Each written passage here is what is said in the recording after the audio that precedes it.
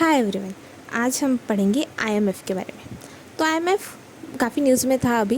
तो आईएमएफ होता क्या है, पहले ये देखते हैं। आईएमएफ मतलब इंटरनेशनल मॉनेटरी फंड, नाम से पता चल रहा है फाइनेंस वाली ऑर्गेनाइजेशन है। ठीक है, तो आईएमएफ इंटरनेशनल मॉनेटरी फंड, इसका हेडक्वार्टर है वॉशिंगटन डीसी यूएसए में। अभी ये इस्टेब्लिश कब हुई थी? 1944 में ब्रिटन वुड्स कॉन्फ्रेंस में। ये ना 1944 की ब्रिटन वुड्स कॉन्फ्रेंस तो एक्चुअल में ये क्या थी? यूनाइटेड नेशन की मॉनेटरी एंड फाइनेंशियल कॉन्फ्रेंस भी बोलते हैं इसको, United Nations monetary and financial conference. तो ये इतना इंपॉर्टेंट क्यों है, हम इसके बारे में क्यों पढ़ रहे हैं? क्योंकि 1944 की ब्रिटन वुड्स कॉन्फ्रेंस है ना, इसने दो चीज़ करी। एक, आईएमएफ भी इस्टेब्लिश हुआ, और दूसरा आज जिसको हम वर्ल्ड बैंक बोल के हम जानते हैं, वर्ल्ड बैंक, वो एक्चुअल में एक अकेली एजेंसी नहीं है, उसमें बहुत 3-4 चीज़ें और भी है, वो सब मिलके वर्ल्ड बैंक बनाए। तो वर्ल्ड बैंक का international bank for reconstruction and development, ये आईबीआरडी है ना, ये भी इस्टेब्लिश हुआ था इसी दिन, मतलब एक साथ ही आईएमएफ के साथ साथ आईबीआरडी भी इस्टेब्लिश हुआ था 1944 के ब्रिटन वुड्स कॉन्फ्रेंस में। और आईबीआरडी आगे जाके एक मतलब ये और 2-3 और ऑर्गेनाइजेशंस मिलके वर्ल्ड बैंक बने। वर्ल्ड बैंक के बारे में हम अलग वन पेजर में पढ़ेंगे, फिलहाल हम फोकस करते हैं आईएमएफ पे। ओके, तो IMF international monetary fund 1944 Bretton Woods conference. अभी ना इजी याद रखना, 1944 ब्रिटन वुड्स कॉन्फ्रेंस थी और 44 यानी 44 ही मेंबर्स है, फाउंडिंग मेंबर्स। मतलब ये जब फाउंड हुआ था तो 44 लोगों ने मिलके फाइंड किया था। ठीक है, तो इसकी ज़रूरत क्या थी? एक्चुअली ग्रेट डिप्रेशन आ गया था 1930s में, तो इसकी वजह से इनको लगा कि चलो कुछ फाइनेंशियल स्टेबिलिटी के लिए एक ऑर्गेनाइजेशन इंटरनेशनल बनाना चाहिए। ठीक है, अभी 44 फाउंडिंग मेंबर्स में ना इम्पॉर्टेंट चीज़ क्या? अपना इंडिया भी एक फाउंडिंग मेंबर था, इंडिया। अभी थोड़ा दिमाग लगाओ, 1944 मतलब इंडिया को तब इंडिपेंडेंस नहीं मिला था, तो इंडिया फाउंडिंग मेंबर मतलब क्या था, क्या सीन था? तो ठीक है, सुनो, इंडिया फाउंडिंग मेंबर है और इंडिया की तरफ से कौन गया था मालूम? आर.के. शनमुगम चेट्टी। ये अपने फर्स्ट फाइनेंस मिनिस्टर थे। मतलब जब इंटरिम गवर्नमेंट बनी थी ना स्टार्टिंग में, जब कॉन्स्टिट्यूशन अपना 1950 से लागू हुआ बराबर, तो 1947 से 49 के पीरियड के लिए अपने फाइनेंस मिनिस्टर थे आर.के. शनमुगम चेट्टी, ये थे।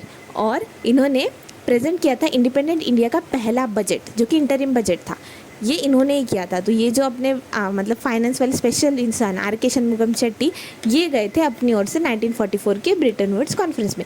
इनके साथ और भी लोग थे, जैसे कि देखो, और एक नाम है जो इम्पोर्टेंट लगा मुझे, और भी है लेकिन ये इम्पोर्टेंट था, सी.डी. देशमुख। सी.डी. देशमुख ये फर्स्ट इंडियन गवर्नर है आरबीआई के। आरबीआई तो अपने को पता है, आरबीआई एक्ट 1934 से आरबीआई बनी, मतलब आरबीआई इस्टेब्लिश हुई थी 1934 में। तो आरबीआई तो एग्जिस्टेंस में थी, तो इसके फर्स्ट इंडियन गवर्नर कौन थे? सी.डी. देशमुख थे।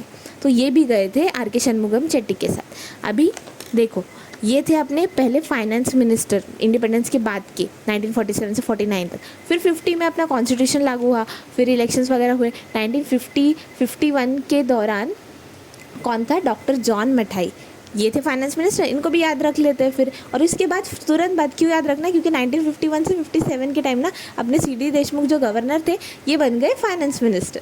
ठीक है, तो आर.के. शनमुगम चेट्टी गए तब वो फाइनेंस मिनिस्टर थे, उनके साथ आरबीआई के इंडियन गवर्नर सी.डी. देशमुख, और फिर वो बने बाद में जाके फाइनेंस मिनिस्टर। ठीक है, चलो इतना तो ठीक है। आगे देखते, हम आते हैं वापस आईएमएफ पे। आईएमएफ में कितने मेंबर्स हैं? 191 मेंबर्स है, 191 मेंबर्स है। और इसका लेटेस्ट मतलब सबसे अभी नया कौन ज्वाइन किया? 2024 में ज्वाइन किया है लिक्टेनस्टाइन। ओके, लिक्टेनस्टाइन ने अभी ज्वाइन किया, तो ये लेटेस्ट मेंबर है, ये याद रखेंगे। ओके, आईएमएफ करता क्या है? आईएमएफ ना पॉलिसी एडवाइस देता है, हमारी फाइनेंशियल इकोनॉमिक पॉलिसीज़ पे एडवाइस देता है, फाइनेंशियल असिस्टेंस देता है, कभी लोन वगैरह लेते हैं ना बहुत से कंट्रीज़, वो सब। फिर कैपेसिटी डेवलपमेंट, मतलब हमारे देश में इंफ्रास्ट्रक्चर वगैरह डेवलपमेंट के लिए लोन्स, ये सब भी देता है।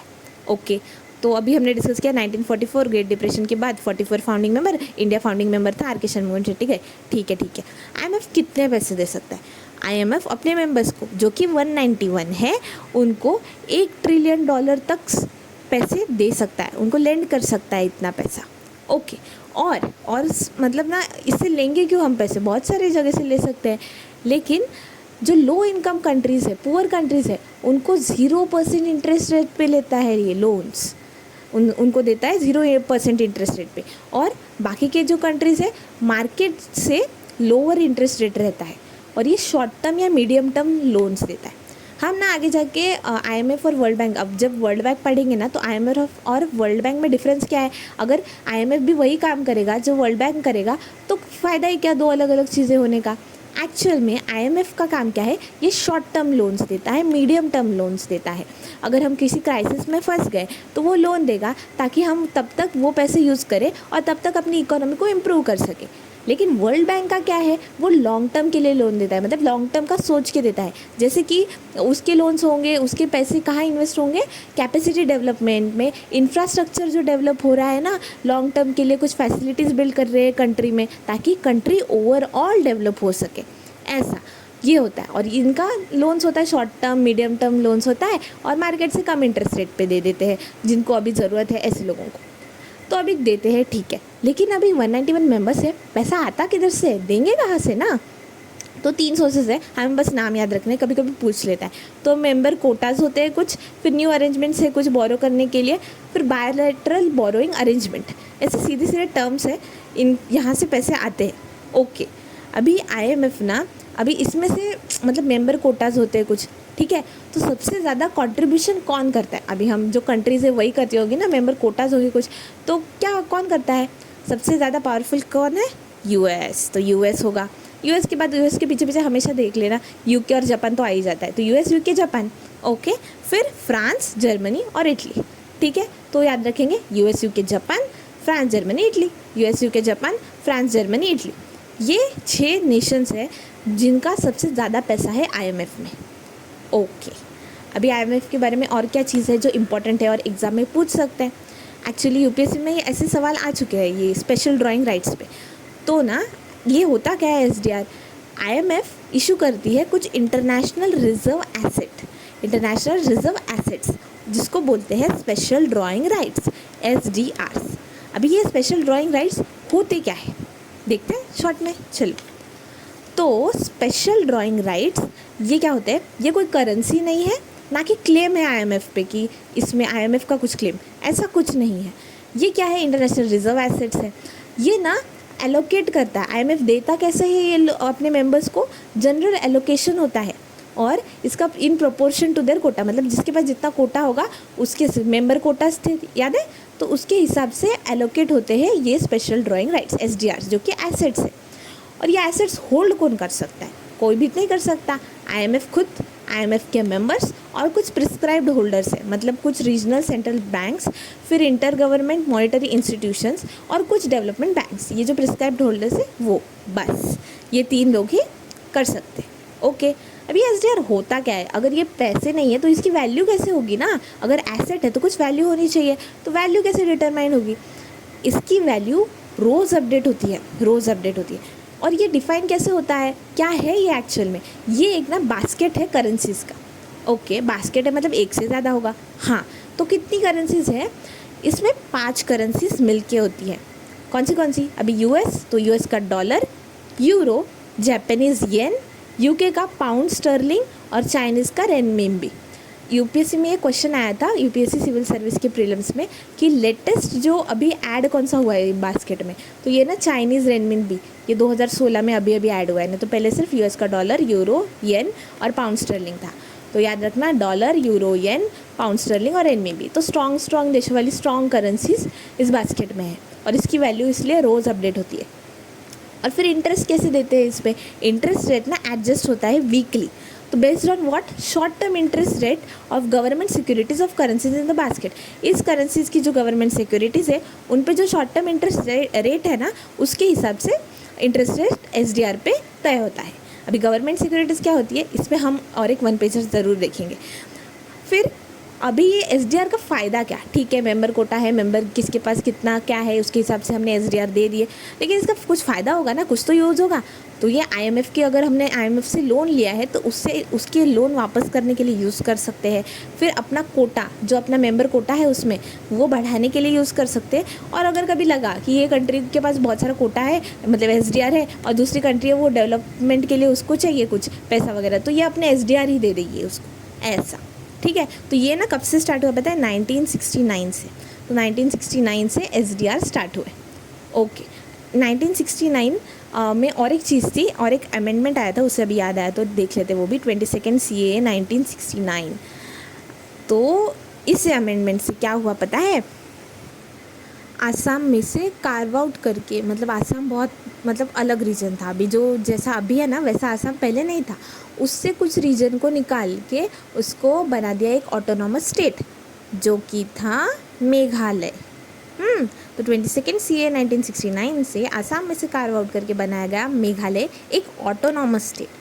फिर जाके 2-3 साल बाद यानी कि 1971 के नॉर्थ ईस्ट रीऑर्गेनाइजेशन एक्ट से मेघालय को फुल स्टेटहुड मिल गया और मेघालय बन गया अपना 21st स्टेट।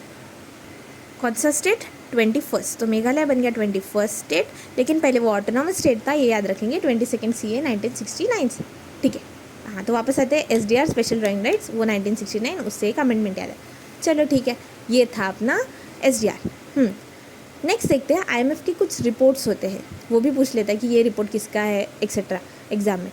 तो वर्ल्ड इकोनॉमिक आउटलुक, अभी ये रिसेंटली अप्रैल 2025 में आया था ये रिपोर्ट। तो वर्ल्ड इकोनॉमिक आउटलुक रिपोर्ट जारी करता है कौन? IMF, और ये साल में 2 बार आता है, अप्रैल में भी और अक्टूबर में भी। ओके, फिर second global financial stability report, finance वाली चीज़ है तो फाइनेंशियल स्टेबिलिटी रिपोर्ट भी IMF ही देता है ग्लोबल पे, क्या ग्लोबल लेवल पे फाइनेंशियल स्टेबिलिटी कैसी है ये सब। फिर फिस्कल मॉनिटर और एक एक्सटर्नल सेक्टर रिपोर्ट। ओके, तो ये 2 ज़्यादा इंपॉर्टेंट है, ये फर्स्ट वाली और ये सेकंड वाली, वर्ल्ड इकोनॉमिक आउटलुक रिपोर्ट और फिर global financial stability report. Okay, फिर IMF अभी पैसे देता है तो कुछ ना लेंडिंग फैसिलिटीज़ होती है, उसके कुछ इंपॉर्टेंट नाम है। तो क्या करते हैं पता है, एग्जाम में ना सीधा सीधा पूछ लेते हैं कि रैपिड फाइनेंसिंग इंस्ट्रूमेंट, ये फैसिलिटी कौन से मतलब कौन से ऑर्गेनाइजेशन की है, ऐसा UPSC में 2-3 बार आ चुका है। IMF तो बहुत इंपॉर्टेंट है भाई। तो IMF का लेंडिंग फैसिलिटीज़ कौन सी है ये देख लेते हैं।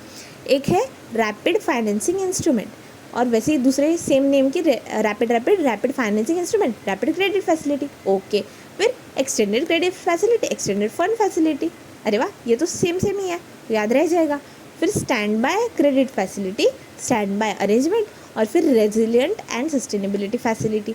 ओके, फिर flexible credit line, short term liquidity line, precautionary liquidity line. ठीक है, तो क्रेडिट फैसिलिटी 2 है, एक रैपिड एक्सटेंडेड, फिर फाइनेंसिंग इंस्ट्रूमेंट एक ही है अपना रैपिड, एकदम फास्ट क्योंकि शॉर्ट टर्म लोन देता है, तो rapid financing instrument, rapid credit facility, extended credit facility. तो एक्सटेंडेड क्रेडिट है तो एक्सटेंडेड फंड फैसिलिटी भी हो गई, क्रेडिट फंड। ओके, फिर स्टैंड बाय एक्सटेंडेड, देखो क्रेडिट फैसिलिटी कौन सी है, रैपिड, एक्सटेंडेड और स्टैंड बाय भी। ठीक है, तो स्टैंड बाय एक अरेंजमेंट भी है, चलो ठीक है। और एक सस्टेनेबिलिटी, अभी तो हर जगह हमको यही दिख रहा है सस्टेनेबल, इसे याद आ गया क्या? SDG 17 सस्टेनेबल डेवलपमेंट गोल्स, अपने 17 गोल्स है जिनको अचीव करना है 2030 में। अभी रिकॉल कर रो अच्छे से, और नहीं याद आ रहा है तो अभी डिस्क्रिप्शन में लिंक दी है मैंने 1 पेजेस की, वहाँ से 2x पे जल्दी से देख लेना। फिर फ्लेक्सिबल क्रेडिट लाइन, और फिर short term liquidity line, precautionary liquidity line. तो पढ़ के रखो, नाम देख के क्लिक हो जाएगा कि हाँ ये IMF का था, IMF की लेंडिंग फैसिलिटीज़। अभी 2025 की अप्रैल में मैंने बताया ना वर्ल्ड इकोनॉमिक आउटलुक की रिपोर्ट आई थी, तो वो रिपोर्ट का नाम क्या था? A critical juncture amid policy shifts. अभी पॉलिसी शिफ्ट्स हो रही है ना, तो critical juncture amid policy shifts. ठीक है, अभी इंडिया के बारे में ये रिपोर्ट ने क्या बताया कि ना India fastest growing large economy रहेगा 2025 और 2026 में, विद द रेट 2025 में रेट होगा 6.2%, 2026 में 6.3%। इस रेट के साथ India fastest growing large economy बना रहेगा। ओके, सो ये था अपना IMF नहीं भूलेंगे, अभी हेडक्वार्टर है वाशिंगटन DC US में। फिर 1944 ब्रिटन वुड्स कॉन्फ्रेंस, कितने मेंबर? 191 मेंबर्स है टोटल। आज के दिन में लिक्टेनस्टीन ने अभी ज्वाइन किया। फिर 1944 में बना था, 44 फाउंडिंग मेंबर्स, इंडिया भी था, इंडिया के R.K. शनमुगम चेट्टी। उससे याद करो IMF कितना पैसा दे सकता है? $1 ट्रिलियन, फिर 0% इंटरेस्ट। मतलब देखो, अभी एक बार और अच्छे से पढ़ लोगे ना तो अच्छे से याद रह जाए। ठीक है, अभी नेक्स्ट इसमें हम लोग वर्ल्ड बैंक के बारे में भी पढ़ेंगे और फिर बाद में देखेंगे इन दोनों का डिफरेंस क्या है। तो ऐसे ही 1 पेजेस के लिए आप चैनल को सब्सक्राइब कर सकते हैं। Thank you.